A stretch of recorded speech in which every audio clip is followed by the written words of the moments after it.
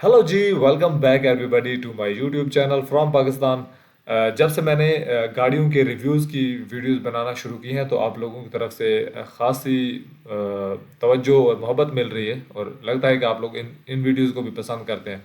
तो हमने बहुत सारे टाटा सेरा और अभी जो हैरियर की बनाई है, उसके अलावा पहले भी एक और हमने बना रखी है। इस तरह के रिव्यूज़ आते रहते हैं तो आप उसको पसंद कर रहे हैं तो मैंने कहा चलो कोई और लेके आते हैं वीडियो। और ये वीडियो का टाइटल बड़ा इंटरेस्टिंग है कि जो महिंद्रा बोलेरो है वो क्यों इंडियन पुलिस के लिए बड़ी मतलब पसंदीदा गाड़ी है। तो ये इसका टाइटल है, जो मैंने उर्दू में आपको या हिंदी में बताया। तो ये वीडियो देखते हैं और पता चल जाएगा हमें कि महिंद्रा बोलेरो गाड़ी में ऐसा क्या है जो पुलिस इसको छोड़ना नहीं चाहती। तो वीडियो देख के अगर आपको वीडियो पसंद आए तो आप इसको लाइक ज़रूर कीजिएगा और आप चैनल को सब्सक्राइब भी कर दिया करें। वीडियो देख के खाली चले ना जाया करें, इससे मुझे मोटिवेशन मिलेगी अगर आप लाइक या सब्सक्राइब करेंगे तो।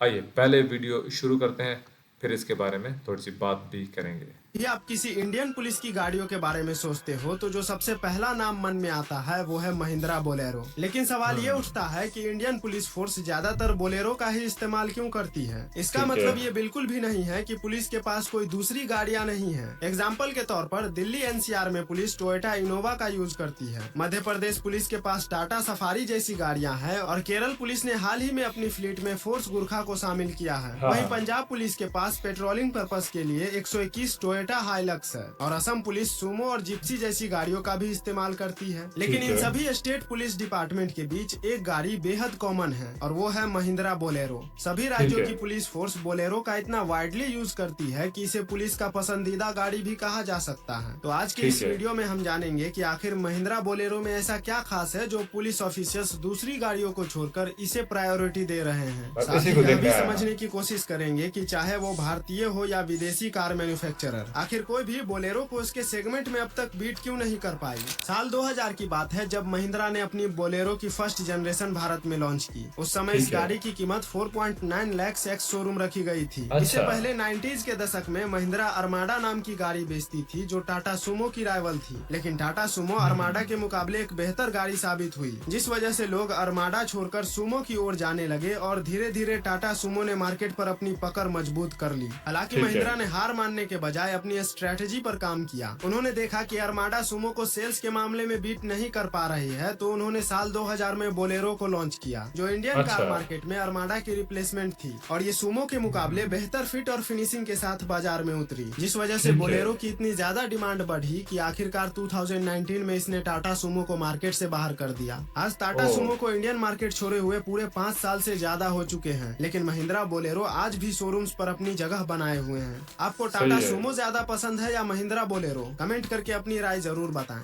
महिंद्रा बिल्कुल। बोलेरो की फर्स्ट जनरेशन में 2.5 लीटर का डीजल इंजन दिया गया था जो 70 bhp की पावर प्रोड्यूस करता। बोलेरो की अच्छा। शुरुआती सफलता से इम्प्रेस होकर महिंद्रा ने इसका एक ओपन टॉप वर्जन भी लॉन्च किया जिसे इन्वेडर नाम दिया गया। सिर्फ 5 ठीक साल है। के भीतर ही बोलेरो भारत की सबसे ज्यादा बिकने वाली एसयूवी बन गई और इसका मार्केट शेयर 20% तक पहुंच गया था। आज वाह। यानी 2024 में भी महिंद्रा की जितनी भी गाड़ियां सेल्स पर है उनमें सबसे ज्यादा बोलेरो की डिमांड है। जून क्या बात है। 2024 में ही बोलेरो की 7365 यूनिट बिकी थी और हर महीने ऑन एन एवरेज इसकी 7000 से 9000 यूनिट्स बिक जाती है और ये किसी 24 साल पुरानी गाड़ी के लिए बहुत बड़ी बात है। फिर 2007 में महिंद्रा ने बोलेरो को उसका पहला अपडेट दिया। हालांकि इस अपडेट में केवल कॉस्मेटिक बदलाव किए गए थे। बम्पर को थोड़ा ठीक है। बदला गया, हेडलैम्प को रिवाइज किया गया और एक नए ग्राफिक्स को डोर और बोनेट पे जगह दी गई। फिर भी बोलेरो ठीक है। ने सेल्स के मामले में अपना दबदबा बनाए रखा और उधर टाटा सुमो की सेल्स लगातार गिर रही थी। बोलेरो को टक्कर देने के लिए नए नए कॉम्पिटिटर्स भी मार्केट में आए, लेकिन कोई भी बोलेरो को बीट नहीं कर पाया। इतने मामूली अपडेट्स के बावजूद बोलेरो की सेल्स हर दूसरी गाड़ी को पीछे छोड़ दिया।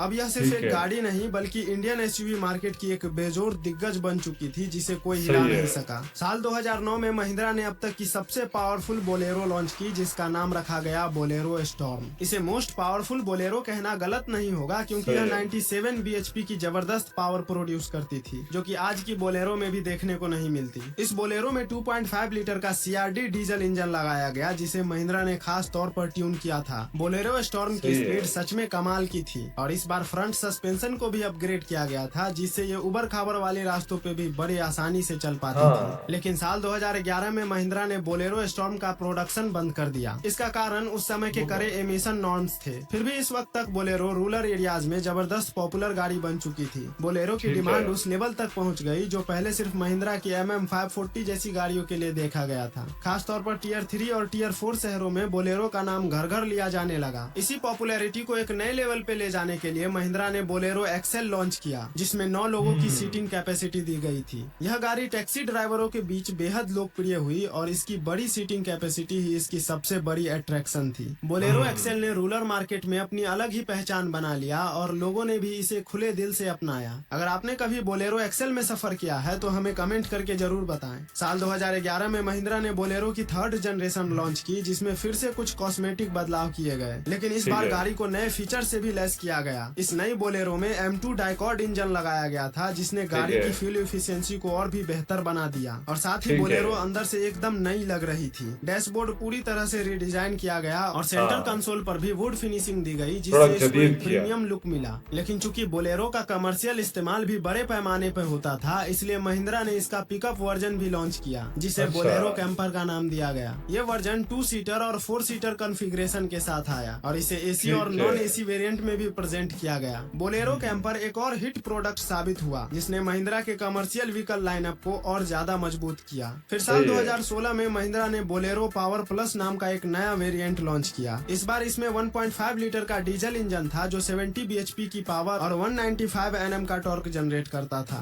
ये गाड़ी 5 स्पीड मैनुअल ट्रांसमिशन के साथ आती थी और इस वेरिएंट ने बोलेरो की परफॉर्मेंस को और ऊंचाई पर पहुंचा दिया। जब 2019 में BS6 एमिशन नॉर्म्स लागू हुआ तो महिंद्रा ने बोलेरो को इस पैरामीटर के हिसाब से अपग्रेड कर दिया। एक गाड़ी जिसने सालों तक इंडियन रोड्स पर राज किया, अब वह एक नए एमिशन नॉर्म्स के साथ और भी ज्यादा दमदार होकर वापस आई। अब आप एक पैटर्न तो जरूर नोटिस कर रहे होंगे, जहां महिंद्रा अपनी बाकी गाड़ियों के नए जनरेशन और फेसलिफ्ट में अपग्रेड करती है, वहीं बोलेरो के साथ वो ऐसा क्यों कुछ नहीं करती? इसका सीधा सा जवाब है टारगेट कस्टमर्स की डिमांड। जब कस्टमर्स को बोलेरो अपनी बेसिक और सिंपल फॉर्म में ही पसंद आ रही है तो महिंद्रा उसमें फालतू के फीचर्स क्यों ही डाले? फर्स्ट जनरेशन वाली बोलेरो और आज की बोलेरो में ज्यादा फर्क इसीलिए नहीं है क्योंकि ये गाड़ी मेनली कमर्शियल यूज के लिए है। उनके लिए सनरूफ, टच स्क्रीन और महंगे फीचर्स कोई मायने नहीं रखते। उन्हें बस तगड़ी, मजबूत और भरोसेमंद गाड़ी चाहिए और बोलेरो पूरी तरह इस कसौटी पे खरी उतरती है। अब आते हैं उस सवाल पर जिसके लिए ये वीडियो बनाया गया है कि आखिर क्यों हर राज्य की पुलिस, चाहे वो नॉर्थ हो, साउथ हो, ईस्ट हो या वेस्ट, महिंद्रा बोलेरो की इतनी बड़ी संख्या में इस्तेमाल करती है। दरअसल पुलिस की हर जरूरत को बोलेरो बड़े ही आसानी से पूरा करती है, चाहे वो स्पेशियस इंटीरियर हो, rugged and tough build quality या फिर डिसेंट पावर और बेहतरीन रिलायबिलिटी।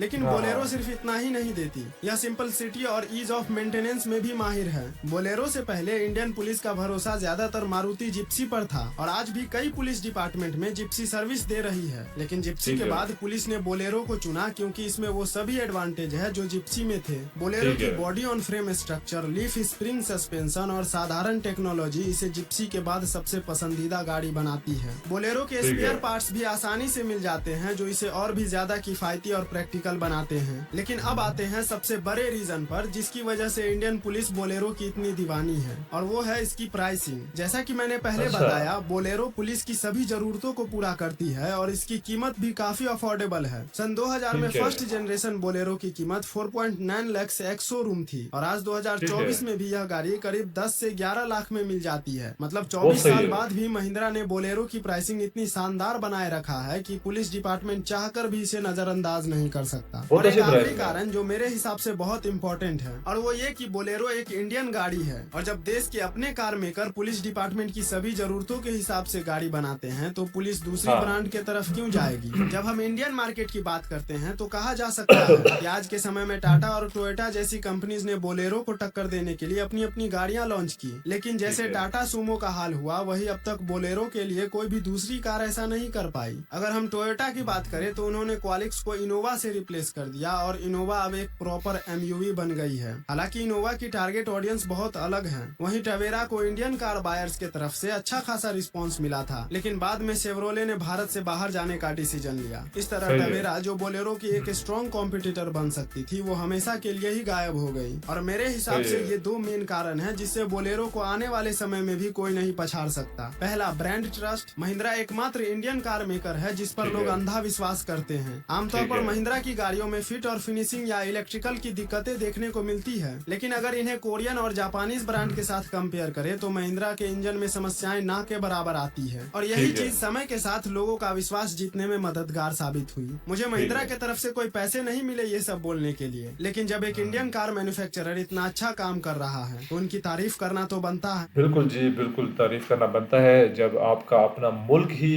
कोई इस तरह की प्रोडक्ट दे रहा हो जो बाहर के प्रोडक्ट को टक्कर दे रहा हो, तो फिर तो तारीफ करना बल्कि सपोर्ट करना बनता है। तो जहाँ तक हो सके अगर छोटी मोटी कोई खामी होती भी है तो हम उसको नज़रअंदाज करके उस चीज़ के ऊपर जाते हैं। तो बाकी पुलिस के भी समझ आ गई कि क्यों पुलिस अब अभी तक इस बोलेरो को सपोर्ट करती है। उसकी वजह यही कि उसकी रफ और टफ लुक है, और अगेन वो प्राइसिंग भी उसकी बड़ी ज़बरदस्त थी।